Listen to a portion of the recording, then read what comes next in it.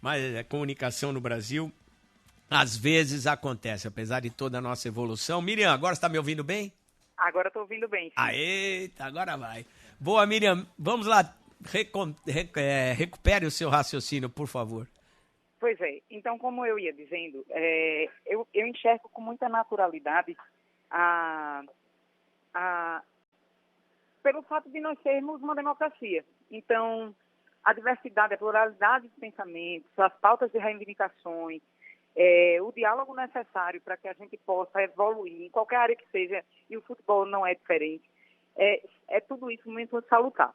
Então, os clubes, eles realmente entendem que era necessário ter uma maior discussão, uma maior participação dos clubes em si, em todo esse processo, embora as federações também estejam seguindo numa direção realmente de apoiar este único candidato, né, essa Missaudi.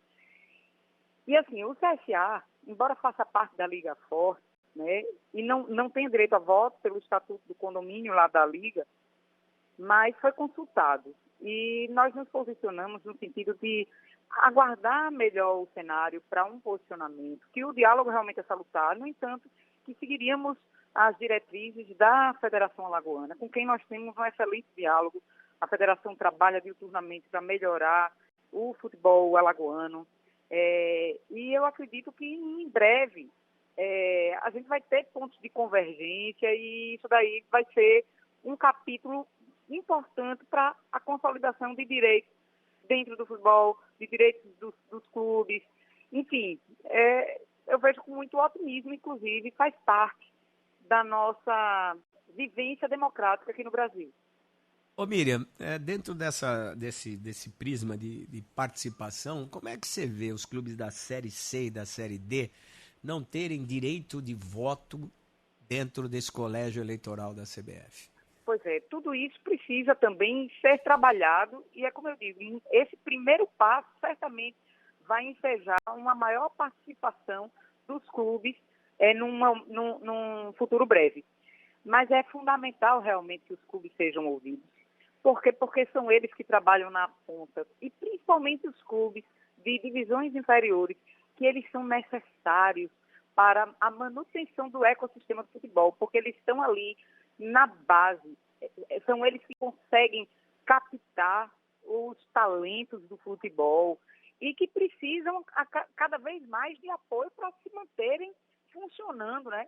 Então, existe uma estrutura no futebol que precisa realmente ter uma maior atenção e essa estrutura é pertinente justamente a boa parte desses clubes que hoje estão aí na Série C, na Série D. O caso do CSA, por exemplo. O CSA é o maior clube aqui de Alagoas. O CSA teve num passado recente na Série A, né? Então, em 2019 a gente conseguiu chegar na Série A do Campeonato Brasileiro.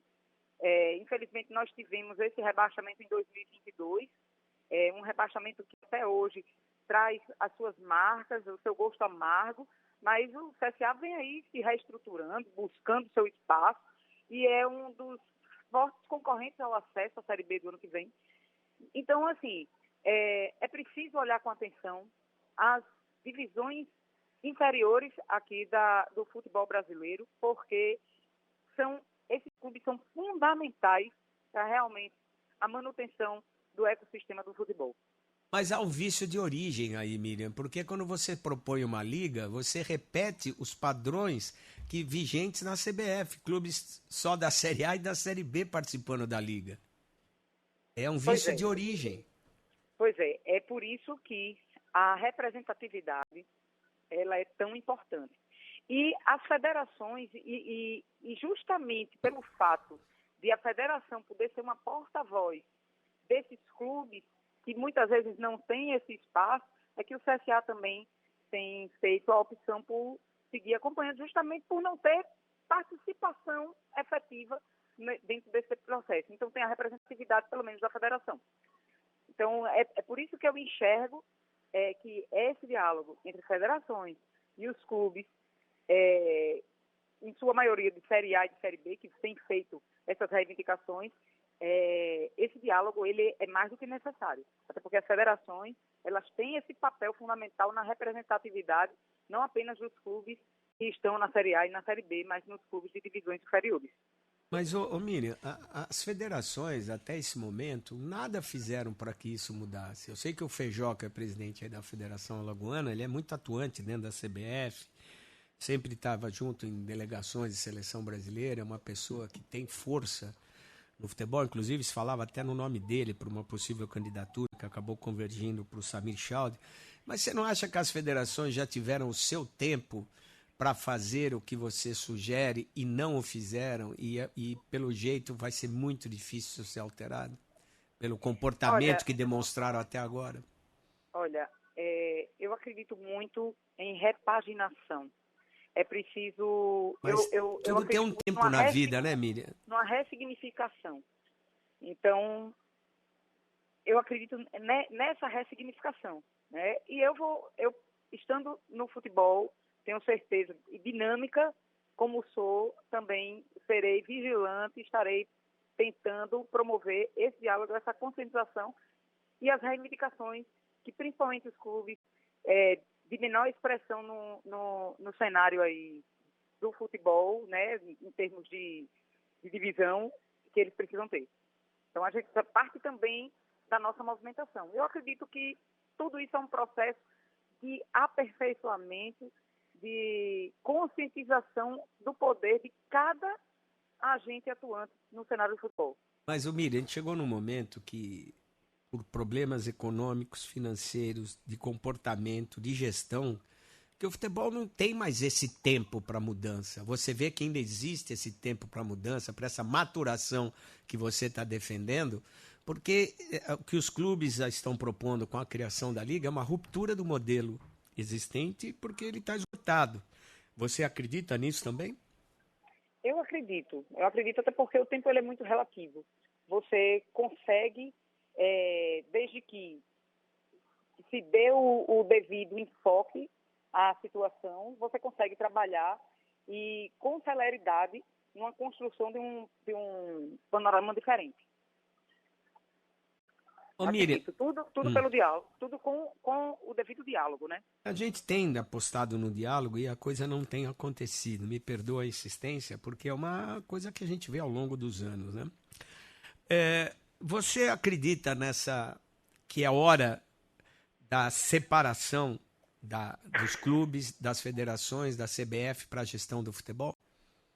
Não, eu não acredito em separação. Você não acredita em liga, então? Não, eu não acredito em separação. Eu acredito em convergência. Eu acredito que esse vai ser o caminho. Isso é uma discussão de semântica, né? Não é essa a questão.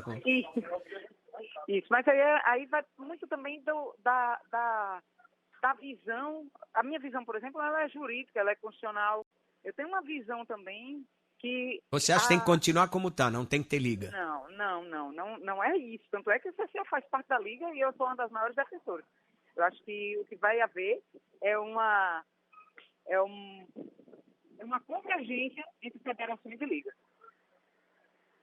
Eu, sinceramente, é uma visão, a gente respeita. Porque o que me preocupa, por exemplo, esse apoio incondicional às federações, que ao longo da história, elas não tiveram, de repente, a possibilidade, a capacidade de fazer o futebol brasileiro evoluir. Existe o temor de represália quando você coloca a sua ideia que é contrária ao status vigente? Não existe esse temor de represália. Existe uma visão realmente democrática e com base realmente numa construção dialética. Eu acredito nisso. É algo realmente em que eu acredito. E percebo que as federações elas ainda são um instrumento principal de diálogo, principalmente entre os clubes de divisões inferiores. O que você achou dessa posição quando surgiu, independente da figura e do nome, quando surgiu a figura do Ronaldo Nazário, ex-atleta, para tentar se candidatar à presidência da CBF, essa negativa coletiva das federações? Não foi a impressão que passa para o povo, você estava ouvindo aqui as impressões de uma maneira geral, que a ideia é não mudar e perpetuar o que está acontecendo? Olha, o Ronaldo é um ídolo nosso, é um símbolo do nosso futebol, é um símbolo do auge do nosso futebol, né? Pentacampeão, enfim.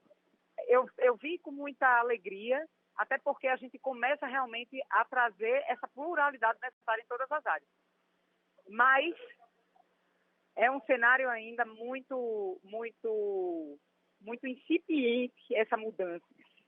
Porque tudo é processo. E eu sei que no futebol é tudo muito acelerado, mas tudo é processo. E as pessoas ainda não estão preparadas para confiar nesse processo. Inclusive, é um processo que a gente vem sentindo, fazendo dentro do próprio CSA, né? Dentro do próprio CSA. Mas, ô Miriam, todo processo civilizatório ele está baseado em mudanças e, às vezes, as mudanças, e normalmente as grandes mudanças, elas são radicais. Elas têm uma quebra de paradigma. E esse discurso do futebol é uma resistência muito clara a isso. Por que se resiste tanto?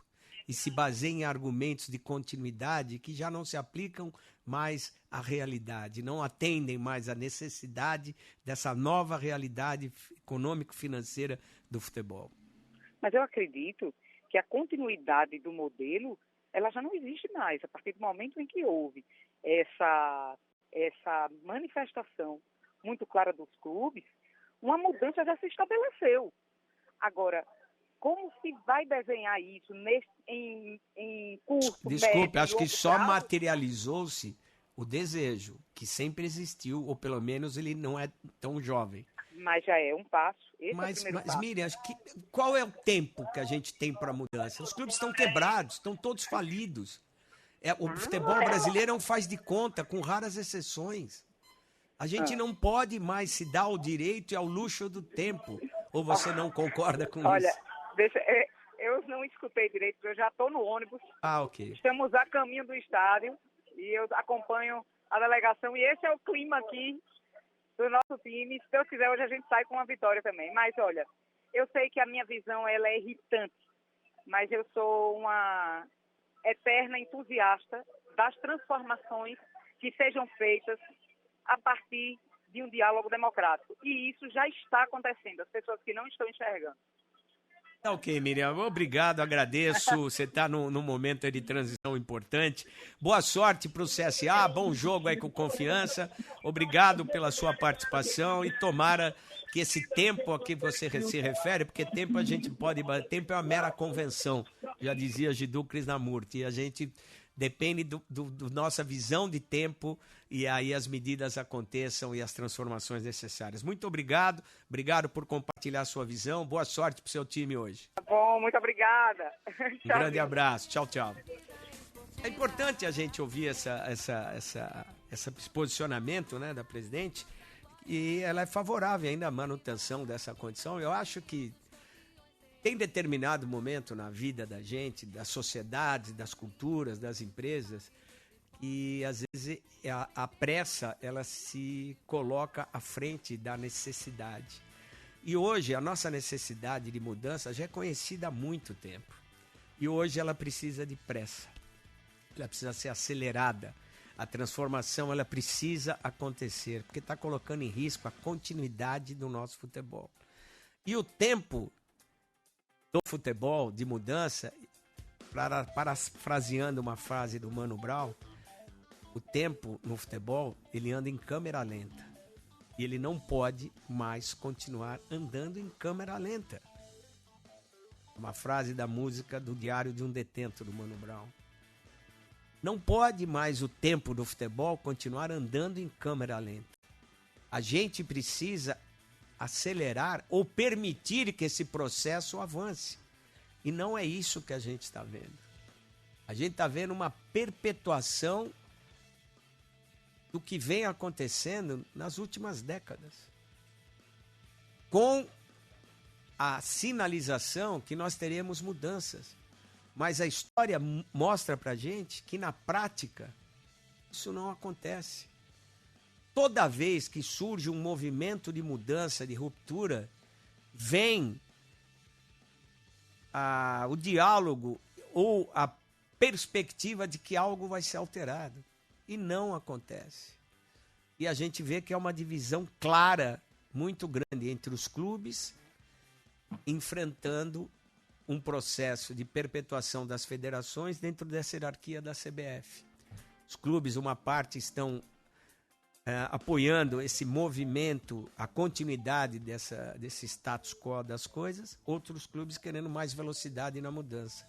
E o que pode ser o catalisador, tanto para um lado, para continuação e perpetuação da situação, como para colocação em prática da mudança, são os atores que estão omissos nesse momento, que são os atletas, os ex-atletas, dirigentes,